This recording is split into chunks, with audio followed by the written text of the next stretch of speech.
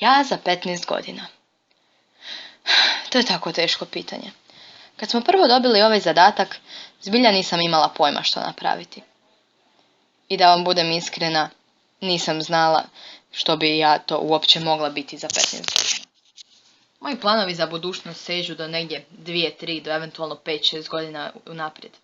Ali 15 godina? Nisam toliko pronisljiva i vidovita. Svašta se može dogoditi u 15 godina. I mislim da me ta budućnost plaši. Budućnost koju ne razumijem i koju možda neću ni doživjeti. Ja kao tinejdžer vrlo se često susrećem sa pitanjem budućnosti. Kako da ju oblikujem, kako da budem sretna u životu. Jer sada ipak uskoro donosim važne odluke. A kakva će biti moja budućnost? Ne znam. Možda ću živjeti u Mahišnu. Kad se ne zna. Mahišno je lijepo selo i mogla bih ovdje ostati. S druge strane, možda se odselim u Karlovac. U blizinu. Vrlo lako moguće. Opet, bilo bi lijepo i otići u Zagreb, glavni grad Hrvatske. A s druge strane, tko sam ja da kažem da ću uopće biti u Hrvatskoj? A što ću biti?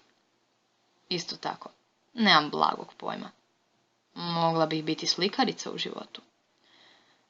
Ne znam, nije baš neka lova, a i treba mnogo talenta. S druge strane, mogla bih biti odvjetnica, sa aktovkom i kravatom i ozbiljna na sudu i takve stvari. Iako to ne zvuči baš kao ja. Mogla bih završiti kao doktorica, sa bijelom kutom i stetoskopom oko vrata. Zbilja ne znam. A opet s druge strane, možda nakon svih mojih planova o budućnosti, završim kao konobarica.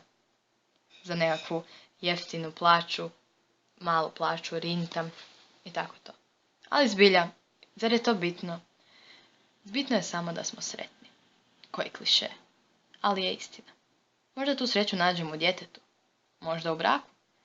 A možda opet, s druge strane, u jednostavnosti prirode.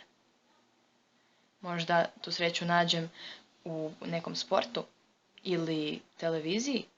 Možda u jednostavnoj knjizi. I mogu vam odmah reći, nemam pojma. Zato što budućnost je nešto što nitko od nas ne može predvidjeti. I ne želim ju predvidjeti. Želim živjeti u sadašnjosti. Želim živjeti svaki trenutak kao da mi je zadnji.